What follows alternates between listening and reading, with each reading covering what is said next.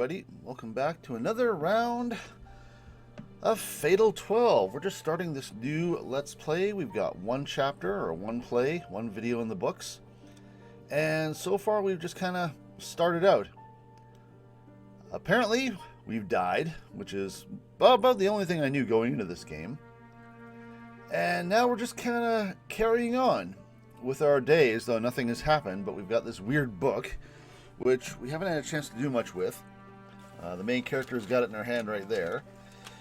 And just kind of wondering what's going to happen.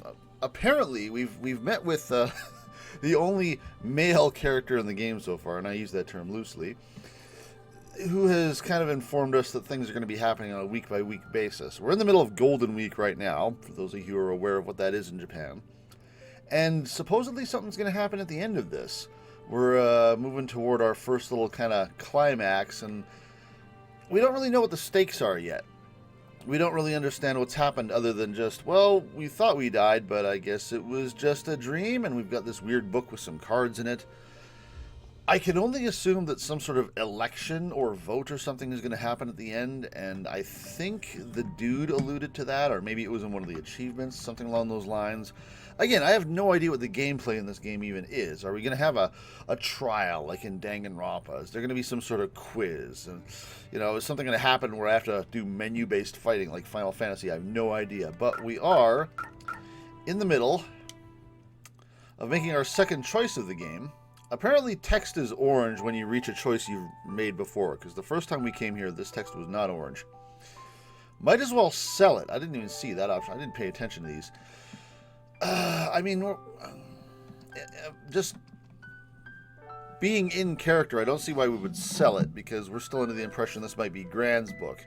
So let's not do that, but take another look inside. I mean, I want to see what these cards are. Maybe I've got a foil rare or something. Show me my UR. Actually, Naomi did mention that there are some cards inside, which we noticed from looking ourselves. I also wondered, I speculated at the time that maybe there's some sort of reason why we can't show anyone else our cards. Like if Naomi saw our cards, we would be at a disadvantage or we would lose or something. I flipped the book over, dropping the cards out. Oh, just spill them. All right, cool. What are they? 4. Only 4. Interesting. All right. All have a pattern similar to the book's cover. Turning them over to their fronts, I noticed something written on their white backgrounds. Is there a way to hide? Neat. Alright, that's what the card looks like.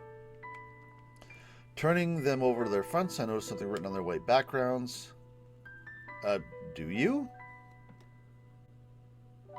Oh yeah, apparently we know English, which is weird because we're Japanese, so we seem to be able to converse in English just fine with an English customer that came in. That has not yet been explained yet either. The writing itself is in English, but I can read it perfectly fine for some reason. You're better at reading than me. Oh. One name, Shishimai Rinka. That's me. Well, that's probably going to be a bit surprising. Never mind. Somehow it knew our name. Okay, we were number 1. Number 3 is Federico Carminati. That is a name we have not yet encountered. Oh, so not even a person. 4. Cause of death, fire. Wait a minute. Was that previous name the name of maybe the person who killed us? Maybe that was the name of the foreigner that we saw? Oh, 9. Regret, gold medal. Why is my name written here? And they're all over the place. So the only inkling I got about how this election process works is maybe there's some sort of disadvantage if people can discover your personal mystery, like how you died or the circumstances of it or things like that, which might be why they're on their cards. But it doesn't explain why these are all mixed up. Who's this other fella on card 2? Why? What's a gold medal? Why does someone... Maybe someone regrets not winning a gold medal? But it's not us, and it's card 9, not 4. This is weird. Why is my name written here?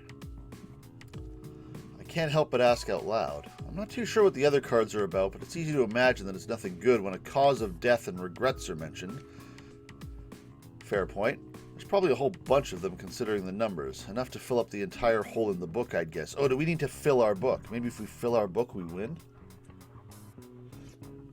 Maybe if we correctly guess other people's stuff and win their cards and we fill our book, we win. And if you empty your book, you fail and get kicked out. When did all the other cards disappear, though? More importantly, why was this book on my desk in the first place? She's got a nice little place here, I gotta say. I scour the internet as well, but nothing relevant comes up. Quick Google tells me nothing. Whatever the case, these cards have personal information on them. Doubt it's someone who just so happens to have the same name as me, either. Selling the book isn't an option now. I mean, it wasn't in the first place, let's just be clear. I put the cards back inside before placing the book on my bookshelf. It's probably worth showing Naomi whenever she's here next. 2 pairs of eyes are better than 1 after all. I still think it's a bad idea to show other people your cards. I'm not sure if Naomi's a part of this. She might be, because I feel like she died in the train wreck too, but she didn't mention a book of her own, so I should message Mao, actually. Yeah, if there's anyone safe to show the cards to, it might be someone not playing. Maybe? I whip my phone out and send her a message about Naomi joining us for Stardust Kingdom, to which she replies almost immediately. So Stardust Kingdom, I think, is the trip they're taking to, yeah, like a theme park or something at the end of Golden Week. Really? Like, really? I mean, geez, don't get me wrong. I want to go with Naorin, but, whatever. Let me tell Mihirin about it. No issue with Naomi joining us. Is there something about Naomi and Mahiru, or whatever the blonde girl's name? Did they not get along or something? She emphasizes that I shouldn't get in touch with Miharu, though. Well, yeah, what's up with that? I might have said Mahiru the first time.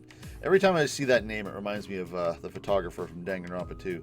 While a bit suspicious, Mao's usually the one who gets stuff sorted out, so I don't pay it much mind. I'd rather think about the fun theme park experience waiting for us in a few days. The store will be open tomorrow as per usual, so I make my way to bed nice and early. Am I going to dream of effeminate men again? Nope. Is this the outside of your... Oh, this is the theme place. Oh, this is Sunday. Are we at the end of the first week? Already? We haven't got a whole lot of explanation as to what's been going on here. Or maybe this will be midweek. Maybe this will be the things kick off. 1 hour after the park opens, we finally pass through the hellish queue to get in. We came an hour early, but it turns out others came even earlier than that. Well, at least we didn't have to wait in line for tickets, thanks to asking Mao to pick them up beforehand. Still, we totally underestimated how busy it'd be during Golden Week. Well, it's frickin' Golden Week. Hey! I like that they have different outfits. They're not just stock uniforms that they use in every single sprite. Phew, finally inside. Want to take a quick selfie? She doesn't even wait for a response before snapping some pictures. Some with me, some with Miharu, some just by herself. Watch some of us don't show up in the pictures. Your battery's gonna die if you're always taking pictures. Or maybe someone will get kicked out of the game and they'll vanish from the pictures. No worries, I got a power bank with me. There's Miharu. I wouldn't mind taking it. I don't remember any of the voices. I remember Mao is more outgoing, Naomi is quieter, and Miharu, I guess, more elegant. I wouldn't mind taking a picture with you, Rinka. Oh, it's all squished together then. Oh, I didn't even notice that our main character is kind of... I think she's wearing something different. I don't mind, but hey, might as well get a picture of you two together. Yeah, one of us is going to vanish from this Back to the Future style. Oh, there's you again. Is that the same green thing you were wearing yesterday? Naomi tries to hide her bewilderment through awkward laughter. Cool. Get out those purses, ladies. Time to splurge. Already? Shouldn't we actually ride some of the attractions first? I agree. I'm typically not a fan of roller coasters, but I might be fine if I'm sitting beside Rinka. Aw, but theme parks are all about the cute trinkets you can buy. Oh yeah, there's a parade later on that I want to see too. You down, Naorin? I'd like to see the parade too, but I'll leave the decisions to you three. Looks like Naomi's decided to just go with the flow. Can't blame her either. Pitching an idea to this group is kind of difficult. The closest thing from here is Brilliant Tower. Seems like it's a free fall ride. Watch someone else get killed. We're going to add someone else to this game in like 5 minutes. I don't want to wait in another line. Oh, apparently they have tickets here that let you skip ahead of the line, but they're a limited amount. I looked into that myself while we were waiting to get in. We wouldn't be able to use them for another hour because it's so busy, but it might be worth getting some now. Sounds good. Let's check out the shops while we pick those up. The parade isn't until later in the day, so let's decide if we want to see it or not after getting some rides in. Whoa, Leader Rinka's up in here. Yeah. I'm fine with that plan. I'll leave everything to you. And with that, we make our way over to the ticket machine. I can feel myself getting excited about how fun today is going to be. And we skipped all the fun. The sky is pitch black when closing time looms near. Like, literally no fun. All the fun. Gone. Allowing all the fancy illuminations to light up the park. I guess no one's going to die in a freefall then. Me and Miharu take a rest on one of the benches near the entrance, since Mau and Naomi split off from us to buy something they forgot to get earlier. How convenient. Nothing but couples around here. Want to sit somewhere else? Hardly surprising, considering we're at a theme park on a holiday. Still, it feels awkward sitting around people who are openly flirting with each other. I try to get up so we can move elsewhere, but Miharu grabs onto my sleeve and stops me. No, let's stay here for just a little bit longer. How do we want to do this? Yeah, I got the impression Miharu was kind of attracted to our main character, I think. Something she said in the first game, so it's embarrassing, so let me go. What would our main character say? Our main character doesn't give a shit, so let's go with this. It's embarrassing, so let me go. Maybe? Yeah. That seems in character. Hey, it's kind of embarrassing, so let me go. Alright, if you want me to let go, then you'll have to sit back down beside me. I think I may not have been able to avoid this then. It's not often that she wears such a shy expression either. She's normally a lot more outspoken, but something seems to be on her mind right now. Alright, down you go, Rinka. Soon after, people start to gather around us to see the impending parade. The impending parade. Odd choice of words. Seems like we're picked a pretty good spot by coincidence, judging by the number of onlookers. The only issue is it'll be hard to meet back up with Mao and Naomi if it gets any more packed, so I try to move again. And she grabs my arm again. Miharu maintains her refusal to let go of my sleeve, though, and I fail to find the words to make her stop. Because they don't give them the players options to do so. The silence between us continues. This isn't normal. People tend to get the wrong impression about her since she rarely talks to anyone other than us, but she actually has a great sense of humor. She enjoys talking about the most meaningless stuff, too. And yet, here we sit in utter silence. She's looking a bit shy, but there's determination in her expression as well, so I can't bring myself to say anything. The park staff set up barricades near the bench during the time to make sure no one can get in the way of the parade before they start to organize people into lines. We could just stay seated, but doing so while the rest of the crowd waits around all excited feels too awkward. Oh, did we both talk at the same time? How awkward. We speak at the same time, possibly because we're thinking the same thing. What is it? Nani? You go first. Well, I just wanted to say that today was fun. It really was. Want to stay and watch the parade? I'll send Mao a message if you do. I'd love to. I almost thought I screwed up the voices. This is the first time I've been to a theme park, so I was curious about the parade. I rarely go anywhere with my family, and I tend to stay in at night. Oh, that's so. Her only response to me is a smile. Back to an awkward silence. The only difference is she has a downcast expression now, which morphs into one of worry. But then that hint of determination returns. What I wanted to say earlier was... As soon as she starts, the people around us begin to cheer. Immediately afterward, all the park illuminations go dark, which signals the start of some lively music. Looks like the parade's starting. It sure is. Yep, that sure is a parade that's starting. The sheer amount of noise coming from the parade makes it impossible for us to talk while it's going on. Regardless, just seeing it is enough for me. It's one of those things you can just sit back and appreciate. The parade comes to an end about a half hour later. Part of me is still entranced, even after the park illuminations spark back on. Once most of the people who come to see it move on, I tell Miharu that we should go too. She slowly loosens her grip on my sleeve before standing, because she's been holding it in every CG for the last 5 frickin' minutes. That was very pretty. Yeah, it was. I'm glad we watched it. I hope this isn't the last time we all go out together like this. She says this with a dramatically different tone of voice. I wonder if the reason Mao didn't want Naomi around was because Miharu was going to try to get up the courage to confess, and they didn't want a third wheel around, so Mao just kind of dragged Naomi off and is occupying her. Don't worry, there'll be plenty more chances. Not like we're parting ways anytime soon. Not like I'm actually dead or anything. Right. Thanks, Rinka. Hearing that is enough to keep me going. Next event is the fireworks display in August, I guess. I haven't talked to Mao about it yet, but let's all go to that. Boy, I'm sure that'll tie into the story somehow.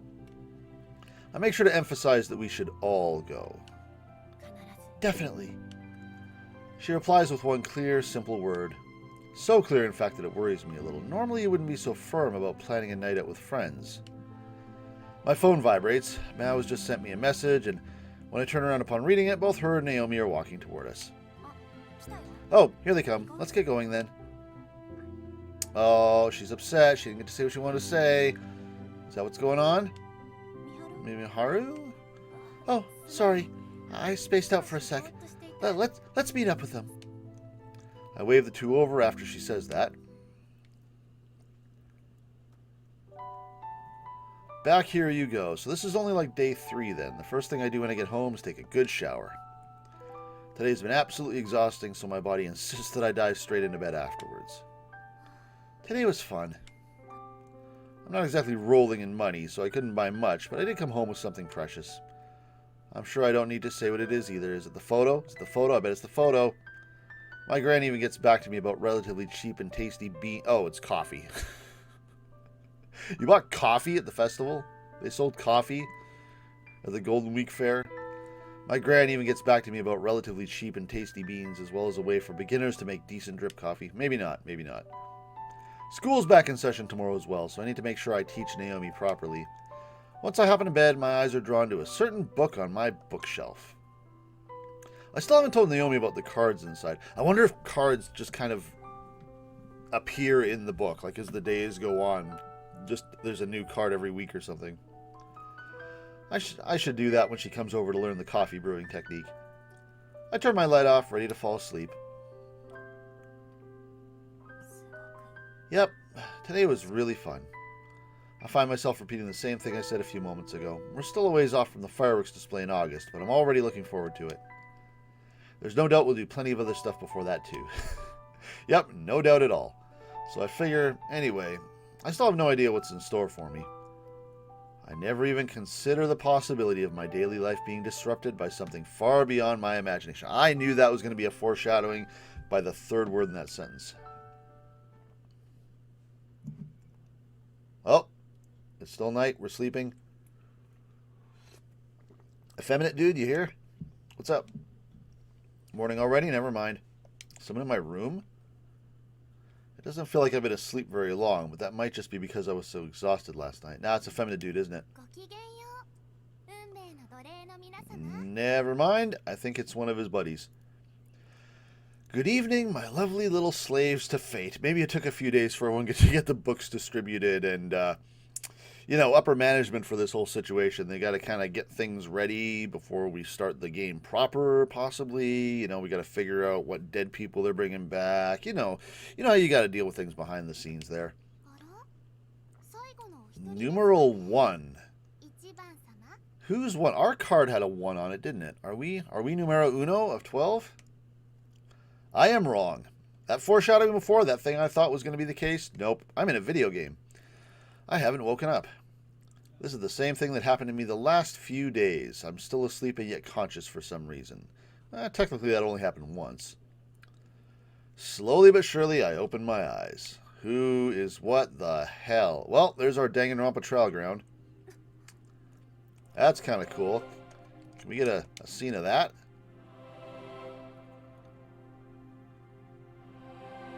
That's pretty neat. Why is there a bike chain up there? The sight that greets me is one I could never have imagined. A number of gears floating amidst infinite darkness. I gaze up and notice a faint ray of light piercing said darkness. Then it finally registers that I'm standing up, not lying down. Yeah, there's literally little booths on the circles there, just like Danganronpa. Yeah. How many are there? 12? 1, 2, 3, 4, 5, 6, 7, 8, 9, 10, 11, 12. Yep. I find myself on a circular platform about 3 meters in diameter. A witness stand, like you'd see in court or in a certain video game with a black and white bear, is attached to the platform. I've only ever seen one in the news and on TV shows and in video games. Even more baffling is that this platform seems to be floating. It's attached to a much larger circle, but floats independently of it.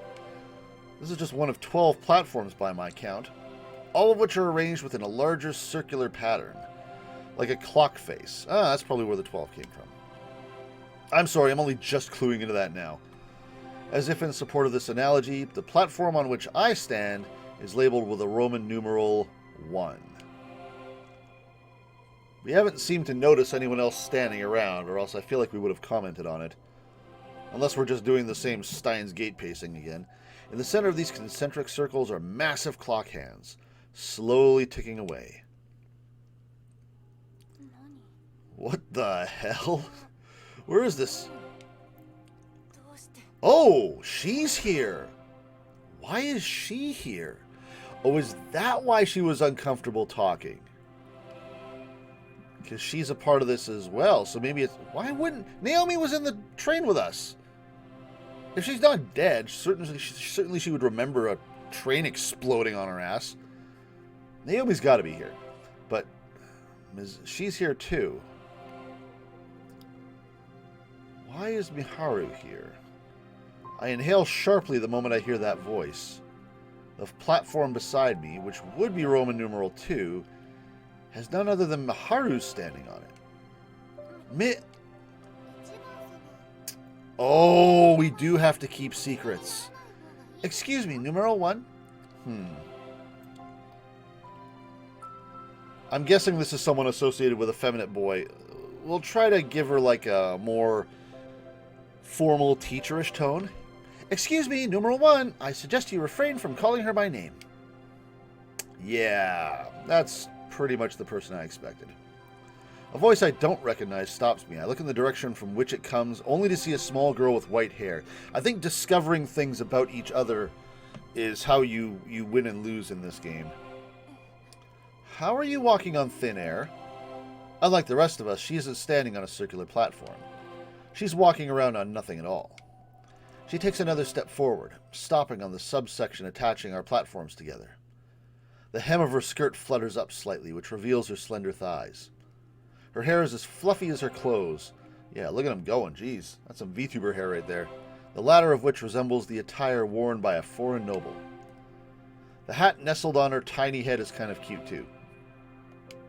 This is an awful lot of description for something we have a picture of! Our eyes meet as we turn to face one another. You will address me as Parka. Parka? That is not what... You're not wearing a parka. You're wearing the opposite of a parka. You will address me as Parka. I'm going to assume it's Parka. Maybe there's another pronunciation in a certain language, but that looks like Parka to me. You will address me as Parka, goddess of destiny and the supervisor of divine selection. In simpler terms, I am in existence far above you mortals. You want to run that by me again? I see the shock caused by your death resulted in slightly stunted memory retention. So we are dead.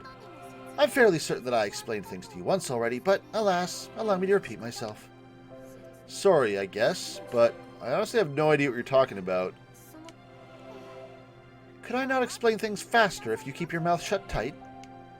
She sighs again, obviously unimpressed. That comment about us dying seems to have flown right over our head, by the way. Her attitude toward me, despite her being visibly younger, makes me want to keep interrupting her. You can't tell me what to do, bitch. So you were able to enjoy the past few days like normal simply because you forgot? In that case, you're better off listening to her. For your own sake. Ah, so maybe Miharu... Well, I mean, she's obviously dead if she's here.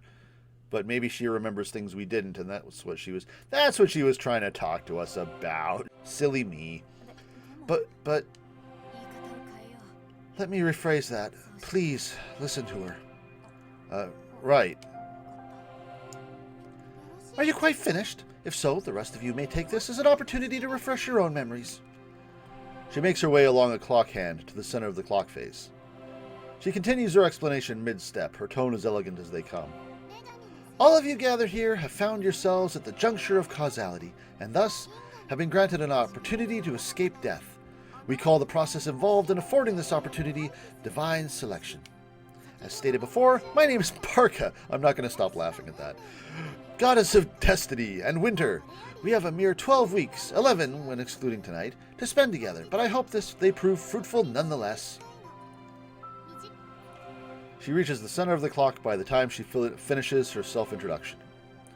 She then stands tall, pinches her skirt, and bobs a curtsy to us before continuing her explanation. So there are 12 people around? Well, there's your sprite. Still not a parka. Lady, if you wore that outside in winter, you would freeze to death.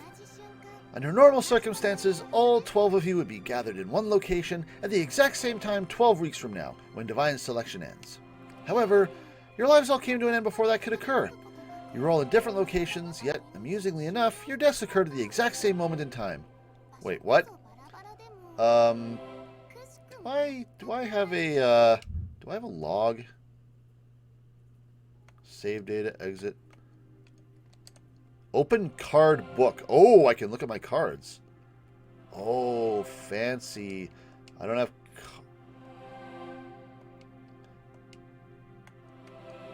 Okay, numeral 2, I know no cards. Numeral 1, I know my cards. A name, a cause of death, and a regret. Interesting. Okay. Get me back there. I want to see the log. I want to review... Is there not a log? Alright. Maybe there's not a log. This occurrence is what we refer to as the juncture of causality. This is what we refer to as the bonus round. The juncture of causality. Alright, sure. Call it whatever you want, but I'm struggling to keep up. Yeah, you and me both, sister. If what she's saying is true, then me and Miharu, not mention the others here, we're dead. If what she's saying is true, then me and Miharu, not to mention the others here, I think. Is that our second grammatical error? Guys. That can't be right, though. I've been living my life normally until now. So am I a ghost? That makes even less sense. Apparently we've completely forgotten about dying in a fiery train wreck. Confused though I may be, I listen to what this girl has to say. Location is irrelevant during this concurrence as your individual consciousnesses transcend the mortal coil the moment you die. I'm sure you've all experienced something similar while alive. I believe dreaming is the term you use to refer to it. To that effect, let us refer to this as the dream world. This world has many facets. Not only does it serve as one of many parallel worlds, but it also acts as individual mental worlds, while simultaneously comprised of humanity's collective dormant consciousness, a world that theoretically does not exist, subsiding in a fragile state. Some work was required in order for you all to be cognizant of such a world. It is for that purpose I created the Court of Fate, where you all now stand. I taken my surroundings. So we're going to look at the other people around. I'm assuming there's more. No walls, no ceilings. Calling this place a court does feel fitting, considering how odd it is. Bestowing a name upon that which does not exist is the simplest, most effective way to instill meaning. I do hope you keep that in mind. That actually reminds me. I mean, you think about these games, especially sort of like Danganronpa, the first thing that happens is the cast gets introduced. How are we going to refer to characters by name if we don't get to know their names? Because we didn't get to say Miharu. Nobody else knows that's Miharu. No one else knows I'm Rinka. What are we gonna have code names like 999? What's going on here? Oh, I hope you don't say your name. If you do, you might be the first to die. Or are you going to give us a code name? Is this 7? Cut the crap and let me put a name forward already. A man's voice cut in as if to silence Parka. Parka, goddammit. I'm assuming this isn't Mr. Effeminate. This is someone else on the clock. The voice originated from the platform to my right, emblazoned with the Roman numeral 12. Well, that answers that question. Oh, it's Scorpion. I remember his name. Okay, so some of these guys have names. Are they fake names? The man standing there has brown skin. He's tall and muscular with a hardened face. I assume he's from the Middle East. What is on your face? Actually, wait a minute. Isn't it odd that both Parka and this guy can speak Japanese? Ah, this is going to tie into the whole we understand languages thing. Why didn't I realize that sooner? Everyone sounded so natural that the thought never crossed my mind. Nothing good comes from being impatient. I am about to mention the most important part. She gives a stern yet composed warning. Let us return to the topic at hand. Of the 12 present, only one will be able to realize the rest of their fate. The cause of your deaths have been temporarily silenced while divine selection proceeds, but this will be undone for all those eliminated during it. Not only that, but any events in the real world caused by an eliminated member will also be undone during this period. Oh, that could be interesting. So we could end up, depending on who we vote off, we may have an incentive to vote off someone who maybe did something we don't like, because then we can undo their actions. I mean, and then that would also kind of make sense that, again, if we died in a fiery train wreck, then, oh, we lose all our memories of being at the fair. Sorry, Miharu. I'm assuming me and Miharu are going to be the last to survive, but knowing these games, she's probably going to be the first to die. Miharu, I mean. That's an interesting rule. It may be wise to consider yourselves existences removed from the natural state of the world until divine selection has run its course. In other words, you cannot die. Oh, that's interesting. Until we get removed, our original deaths stand, which means we can't die again. This is opening up all sorts of interesting possibilities. Oh, writers, I see what you're doing. Okay. In other words, you cannot die by any means other than divine selection, although injuries and the like will occur as normal. I certainly hope this answers your silly questions, numeral 1. She shoots me a sharp glance before she continues to speak. Much as I'd rather not, it's hard to feign ignorance after hearing her explain things this much. So all 12 of us are here to kill one another? You are 90% correct, my dear. No killing will go on in here, however. How uncouth that would be. Instead, you will simply erase one another. One cannot kill that which is already dead, after all. Such an unpleasant description. Miharu and I aren't the only ones to react either. The others have their own thoughts to share on the matter, too. Come on, let's have those portraits. Parka's voice, along with all of ours, resounds throughout the court so we can hear each other speak. Yep, let's do it. Who are you? I don't have it in me to take a good look at all the others gathered. Oh, come on! We need to know who's here. My eyes are glued to the person on platform 6. She sits in the fetal position, lifeless, almost as if asleep. It's either Naomi or it's the foreign girl who had the bomb.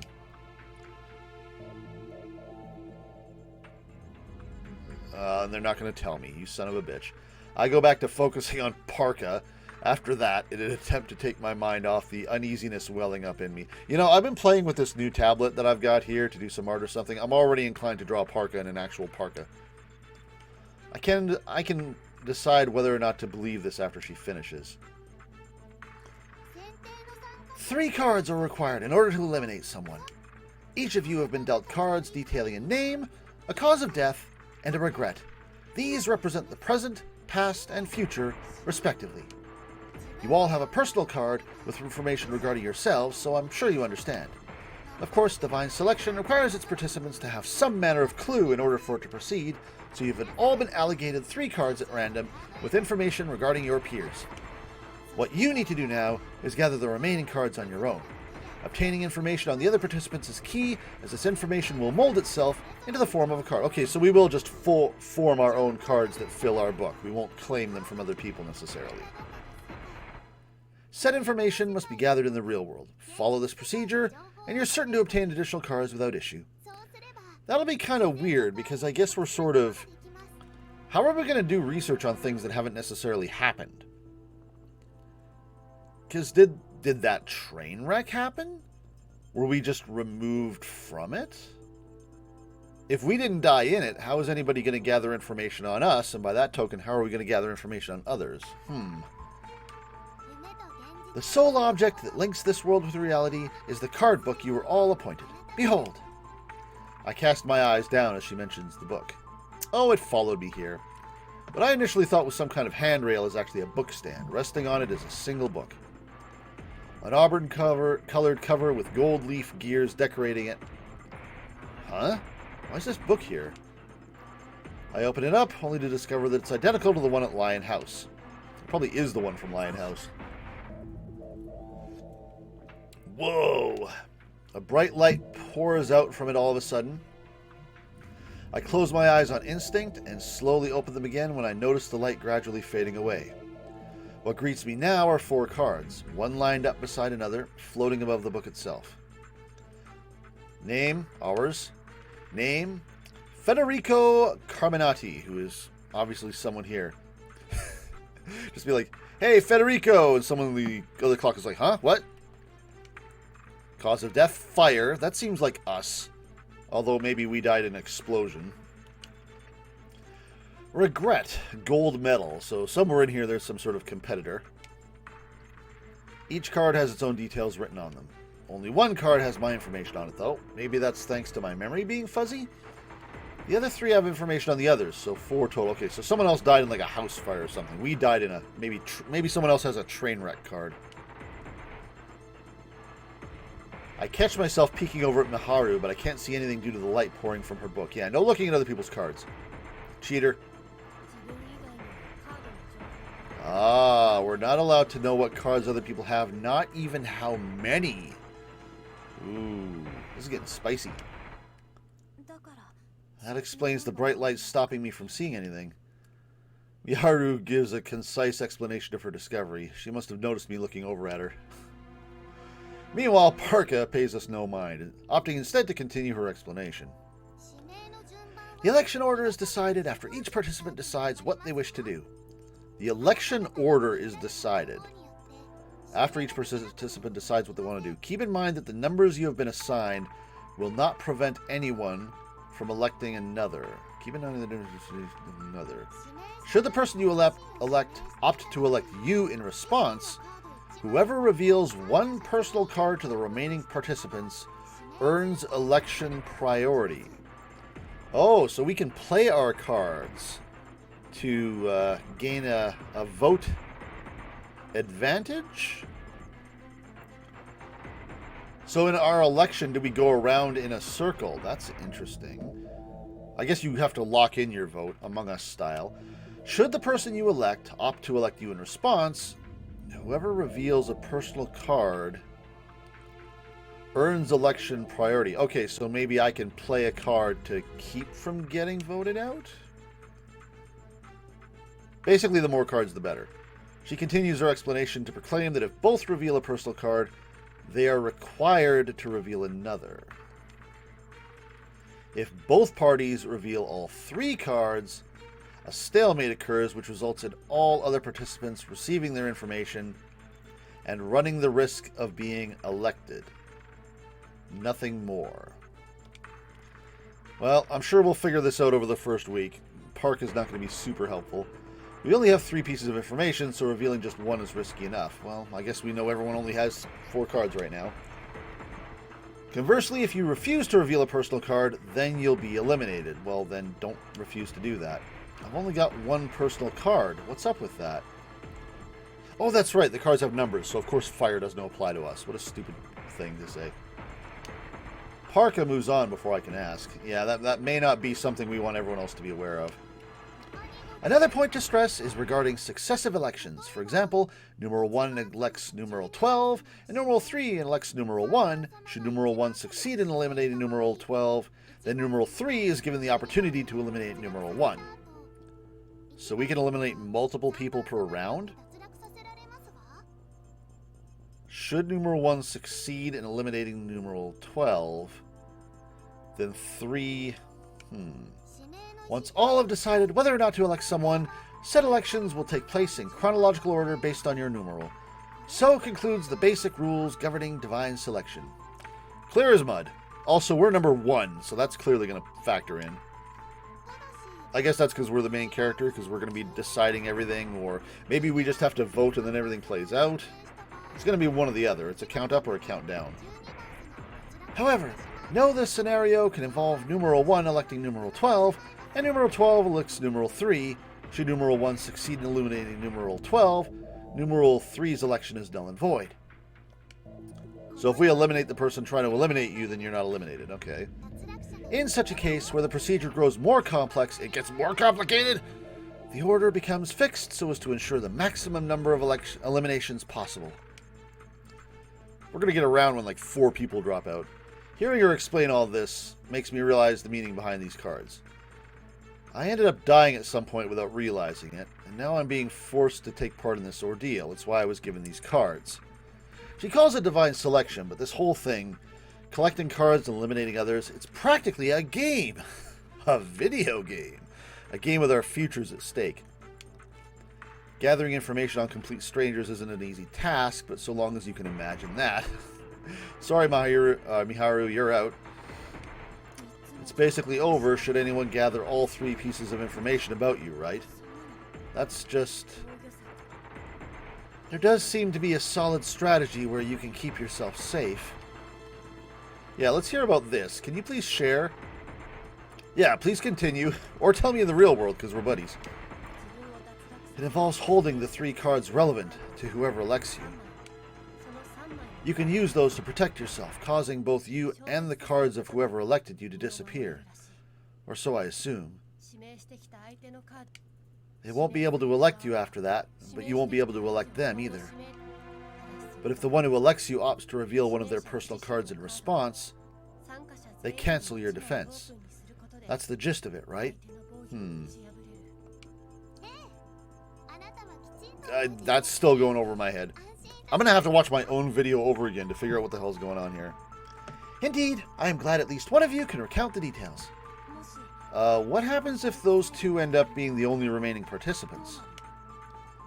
We can cross that bridge if we ever reach it. Okay, well, that's how us 2 survive. That's how this game's going to work, right? We're gonna get away as friends. Either that or this is going to be real tragic when we sacrifice poor Miharu. She makes it clear that she has nothing else to add. I try to interject, but she ignores me. That's not all, though. There's a way to escape being eliminated even if you're elected, isn't there? A grin flashes across Parka's face in response. For example, if one participant is elected by 2 others at the same time, both have to fight for the right to elect them. And as Parka said before, they'd have to reveal one personal card for that right. Correct? Does the election get cancelled if neither chooses to reveal a personal card? This is going to be some Gwent shit going on here. This is a whole Yu-Gi-Oh thing that we're going to have to figure out how to play cards to do this, aren't we? This is going to be some nonsense. You certainly have your wits about you. Yes, that is correct. Miharu closes her book when she notices Parka is about to continue her explanation. I try to close mine, but it forces itself back open until the cards can make their way back inside. Does she have no cards? Oh my god. After they have, I can close it just fine. That would be weird. Who determines who gets how many cards? Like maybe the more of a disadvantage you have, the more cards you get as a compensation? And what if Miharu has no cards? Damn. That would be effed. She better get some. She's literally playing with an empty hand. Literally playing with no cards. After they have, I can close it just fine. Seeing real objects behave like a smartphone app is a bit weird. It's augmented reality, it's fine. Keep in mind that each individual can only make 1 election per night. Per night? Not per week? Holy hell. The election itself begins once all participants have decided whether or not to take part. Should one participant obtain all 3 pieces of information with the relevant revelation of another person's card, they must wait until the next night to elect them. Oh, so you maybe have a day to do something, to defend yourself if you know someone's got your ass.